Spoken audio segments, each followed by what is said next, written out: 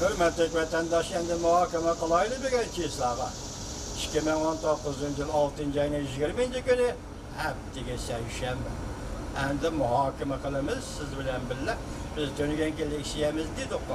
Jungo bir tarafdan yo'l qo'yibdi, bir tarafdan qattiq pozitsiyasini ifodalayapti. Bundan sada qaysi rost dedi. Nima? Çünkü yani şunun münasebetlik, şunu davr qilgan holda, yana boshqa masalalarni davr qilgan holda vatandaşlar bilan muhokama etib bor.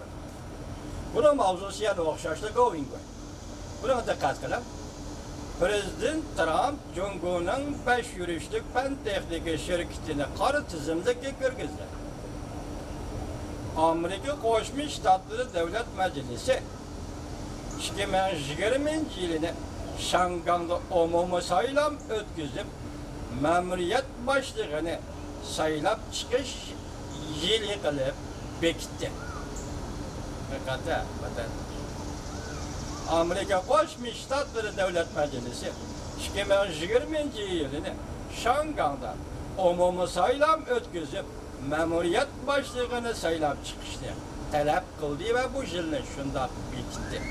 Ko'pchilik 6 ayning 24 kuni yilda Abdure pulga qaraydigan yillar. Asosliq mazmuni tuvandikcha vatandaşlığı. Yeni nusxali qonun loyihasi, kishilik huquq va demokratiya qonun loyihasi importga qilishni saqlanishning shartlari. Balki bu yerda kishilik huquq va demokratiya qonun loyihasi Shangang, Hong Kongga qaratilgan qonun loyihasi vatandaş. Bunun asaslık mazmunları, şu tor biliminin asaslık mazmunları tüvendikçe. Yeni nusxali qonun loyihasi, kishilik huquq va demokratiya qonun loyihasi importga qilishni saqlanishning sharti. Amerika Qo'shma Shtatlari Davlat Majlisi 2020 yilini Shangang'da umumiy saylam komiteti qurishni vaqtcha demasi qilib bekitdi. Nima deymiz vatandaş? Amerika Qo'shma Shtatlari Davlat Majlisi 2021 yilini Shangang'da umumiy saylam komiteti qurishni vaqtcha demasi qilib bekitdi. Amerika Qo'shma Shtatlari partiya guruhlaridan alqıgan Davlat Majlisi a'zolari mushu oyda o'ttirg'i qo'ygan Shangang'da kishilik huquq va demokratiya qonun loyihasi buning ichida 2020 yili Shangang'da umumiy saylam qonun komiteti qurishning cheklangan muddati qilib belgilangan. Ve bu qonun loyihasi Shangang ma'muriyat rayon boshlig'ini umumiy saylam bilan saylash talab qilindi. Diqqat vatandaş. Biz o'tganda so'zlaganlik shiyalarimiz deymizmi? Shangang'da namoyish bo'lyapti. Shangang ma'muriyatining boshlig'i Linjing yöne taxtdan cho'shdi deydi. O taxtdan tushamdi. Xitoy markaziy hukumati bunga ma'qul demdi. Agar namoyishning majburiyati ostida Xitoy ma'muriyat hukumati yoki Beijing markaziy hukumati Linjing yöne taxtdan tushirishga ma'qul desa, bu yerdagi boshliq huquq boshlig'ini Jungo hukumati qanday to'ldirish kerak? Majburiy bir odamni chiqarib qo'yish kerakmi? Mumkin emas. Qisqa muddat ichida yolg'on saylam o'tkazish kerakmi? Bu mumkin emas. Vaqtli Shangang xalqi buni yo'l qo'ymaydi. Demak, Shangang'da umumiy saylamning vaziyati yetib kelyapti degan edi. Bugun Amerika Qo'shma Shtatlari Davlat Majlisi 2020 yilini Shangang'da umumiy saylam komiteti qurish yili qilib bekitdi. Ve shundaqli Shangang ma'muriyat boshlig'ini umumiy saylam bilan saylab chiqishni talab qildi. Ala shahrini. Talashgan shaharlaring qoldi. Jungo'da efendi, o'zingiz topdingiz bu balani hech kim emas, o'zingiz. Jungo'da hukumat, Jungo hukumati, Jungo partiyasi o'zingiz topgan bala. Ya da Amerika'dan ağırlış, yani başkalarında ağırlışlı olmaz. Demek vakit şu yere geldi. Yani siz negizde kanununuzda umumi sayılan degen geldi eğrizgi aldınız. Bunu Amerika mecburlap sizden kanununuzu kırgızıp koyup engelleyemle Jungo oturusu boğaz söhbet. yoki birlashma bayonotda belgilangan yoki o'ttirib qo'yilgan Shanganning negizida qonunida o'zingiz umumiy saylam degan narsani o'ttirib qo'ydi. Shangan xalqi 2014-yil 9-oydan boshlab buning uchun kurash qildi. Bosturdingiz, qo'lga oldingiz, namoyishchilarni tarqatdingiz. Ularga ozdir ko'pdir bo'lsa kesim e'lon qildingiz. Endi bugun navbat keldi. Amerika Qo'shma Shtatlar hukumatining davlat majlisi 2020-yilni anglab turgan Jungo Kompartiyasi Shanganda umumiy saylam o'tkazish qonun komiteti qurish, ya'ni Shanganda ma'muriyat boshlig'ini umum bilan saylab chiqishni talab qildi. Vaqtni shunday bekitdi deb anglab turgan Jungo Kompartiyasi. Cheklangan muddati qilib belgilan va bu qonun loyihasida Shangan ma'muriy rayon boshlig'ini umumiy saylam bilan saylash talab qiladi.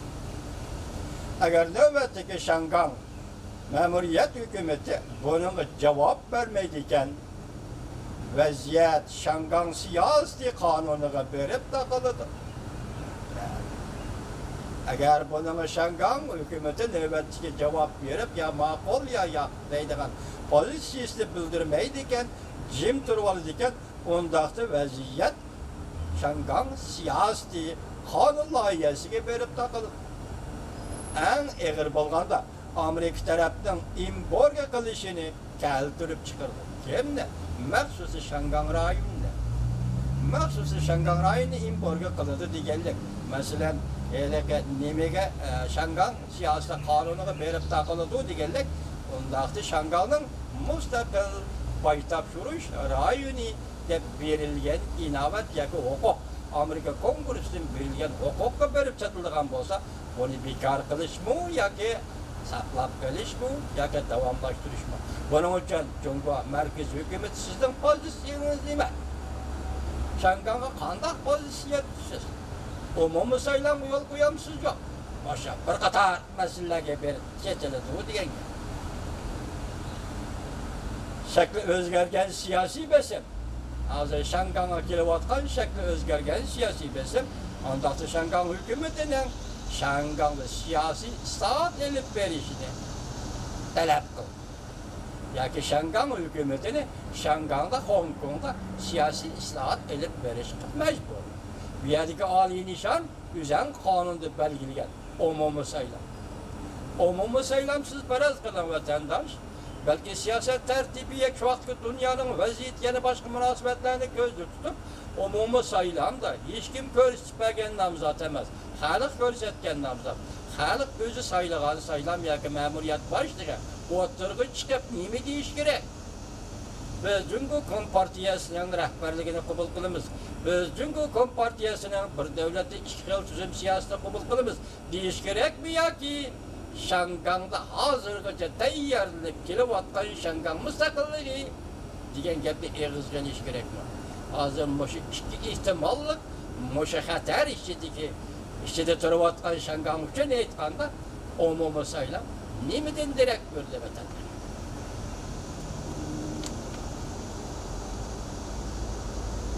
Endilikdagi yana bir to'g'ribatdagi xabar, Prezident Trump bilan Xi Jinping Osaka suhbatida zo'r masalalar to'g'risida muhokama olib bordi. 6-oyning 24-kuni Twitter bitdi. Chunki Amerika munosabatining yangi vaziyat Trump kishi tezlik bilan shakllanmoqda. Mavzuda xabar 6-oyning 25-kuni Twitter bitida e'lon qilindi. Xabar bunday boshlanadi. Prezident Trump ve Amerika qattiq qo'llaning ixtiyori nima? Qat'iy nazar dunyodagi eng muhim qo'sh taraflik munosabat sifatida Amerika Jungo munosabatining yangi vaziyat Trump kishi tezlik bilan shakllanmoqda. Buni Jungo'ga moyil to'rbiti yozib-o'tdi. Bunday aytganda Markaziy komitetining organ to'rbiti desangiz bo'laydi. Bunday shakllanish kishilarning irodasiga bog'liq bo'lmaydi. Prezident Trump qo'zg'agan savdo urushi, fan texnika urushi vaziyati ostida nurg'unlagan kishilar Amerika Jungo ikki taraf strategiyalik qarshilashish vaziyatiga kirib qoldi. Xuddi ayni chog'dagi Amerika bilan Sovetlar o'rtasidagi sovuq munosabatlar urushi vaziyatiga kirib qolganda deb ansirashga boshladi. Bundaq ansirash qoidalik. Lekin Amerika Jungo munosabatining yana bir tarafiga sal qaralgan. O bo'lsa-mu Amerika bilan Jungoning iqtisodiy bir-biriga bog'liq qolgan.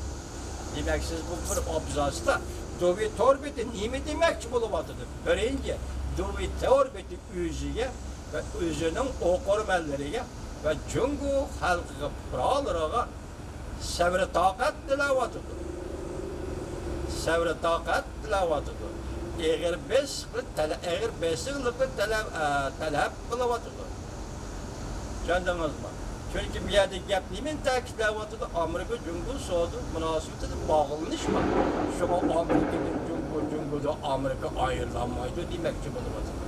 Bundaq mümkünlük doğrusida yaqindan bir to'g'ri batlar nurg'un gaplar o'tirib chiqdi. Masalan, Amerika Jungo o'rtasida savdo munosabatlar to'xtab qoladi. O'zilib qoladi. Bundan keyingi munosabat Amerika Jungo munosabati qaysini shaxsga qarabmamiz. Mo'sha xilda ekanasiz. Hozir bu yerda Duvi torbiti balki shunga qarab holda ta'kidlayotgan bo'lsa kerak. Bu yerda Amerika bilan Jungoning ikki davlatning munosabati muhimligini o'zingiz ta'kidlab keldingiz. Siz bugün bu muhim munosabatni o'zingiz buzib qo'ydingiz Jungolar efendim. O'zingiz buzib qo'ydingiz. Hozir sizlarga hammamizga ayon, butun dunyo ayon. Bu ishni o'zingiz buzib qo'ydingiz.